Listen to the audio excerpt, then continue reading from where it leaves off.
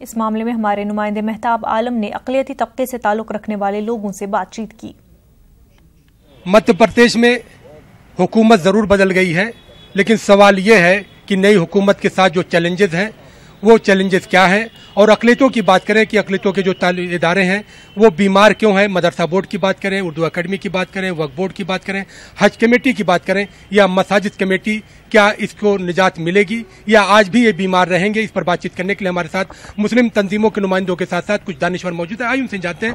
मुशाहिद साहब, आपसे जानना चाहेंगे, एक अरसे से आप उर्दू के लिए बका के लिए काम कर रहे हैं, क्या नई हुकूमत कुछ काम करेगी?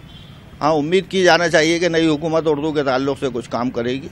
पिछले तकरीबन 14-15 सालों में उर्दू असातिज़ा का तकर्रुर नहीं हुआ है और बहुत से जो पोस्टें मंजूर शुदा थी उनको ख़त्म कर दिया गया है। उर्दू के दरसी जो किताबें होती हैं वो अब वक्त पर बच्चों को नहीं मिल पा रही हैं। पिछले कई सालों से ये तजुर्बा है।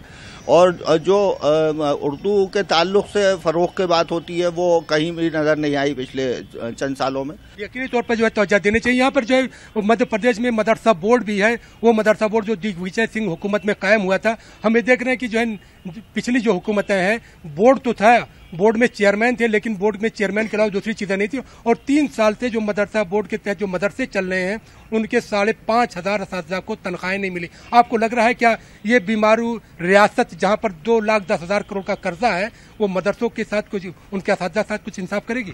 देखिए, नर्म हिंदुत्व की पीठ के ऊपर बैठ के कांग्रेस सरकार बनी है, इससे बहुत ज़्यादा उम्मीदें मुसलमानों को नहीं रखना चाहिए। जो क्योंकि 2019 में आम इंतखाबात है और कांग्रेस ने जो पाला बदला है और हिंदुत्व की तरफ गई है, वो उसमें और ज़्यादा शिद्दत के साथ जाना चाहेगी। जिस तरीके से भारतीय जनता पार्टी की सरकार ने पिछले 15 साल में कौमी इदारों को बर्बाद करने का काम करा है, मदरसा बोर्ड हो, उर्दू अकेडमी हो, मुझे नहीं लग रहा कि उसमें बहुत ज़्यादा कांग्रेस सरकार से भी उम्मीद करना चाहिए। मदरसा बोर्ड में जब सरकार अभी नई बनी है तो 2,10,000 करोड़ से ज़्यादा का कर्जा है। तो उनकी तरजीहात दूसरी हो सकती हैं, अक़लियतें नज़रअंदाज, जैसे नुमाइंदगी में जो है टिकटों के बंटवारे में जो है की गई, वही चीज़ें अक़लियती इदारों में भी देखने को मिलेंगी। यहाँ पर हम ये देखते हैं कि मसाजिद कमेटी भी है जो मर्जर एग्रीमेंट के तहत यहाँ पे बनाई गई थी, वहाँ पर भी आज भी 1,500, 1,800 या 2,100 जो है तनख्वाह इमाम मुअज्जिन को मिलती हैं। तो क्या आपको लगता है कि इमाम मुअज्जिन को जो है या हज कमेटी को या वक्फ बोर्ड को कुछ इंसाफ मिलेगा?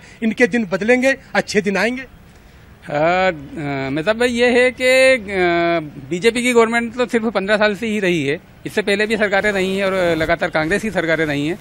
इमाम मुअज्जिन की तनख्वाह के बारे में अगर बात करें तो जिस तरह पंजाब, हरियाणा, बिहार में सुप्रीम कोर्ट के आदेश के बाद बड़ी अच्छी तनख्वाहें वहाँ पर मिलने लगी लोगों को, लेकिन यहाँ पर उस आदेश का कोई इम्प्लीमेंट नहीं है और आज भी 1,800 और 1,000 रुपये पे इमाम मुअज्जिन काम कर रहे हैं। लेकिन इन तमाम चीज़ों के साथ साथ मध्य प्रदेश में अक़लियतों के जो मामले, तहफ़्फ़ुज़ के मामले हैं, वो मॉब लिंचिंग जैसे वाक़या जो बहुत सारे पेश आए, उस पर भी जांच करने की बार बार मुतालबा। माहिर साहब, आप मुस्लिम विकास परिषद के सदर हैं, क्या आप उम्मीदें कर रहे हैं? देखिए, हमको तो उम्मीद है और इसलिए कि सबसे ज़्यादा सफ़र मुस्लिम कम्युनिटी ने उस टाइम किया है। ख़ास तौर से मॉब लिंचिंग के मामले जब चल रहे थे तो रतलाम में और बुरहानपुर जैसी जगहों के अंदर भी कोशिश की गई इन चीज़ों की। उससे बढ़कर सबसे बड़ी बात की जो हमारी पुरानी जो मांग थी कि जो विचाराधीन जो कैदी थे सिमी के नाम पर, उनके साथ इस तरीके से इनकाउंटर किया गया, हम उसको इनकाउंटर ही मानते हैं।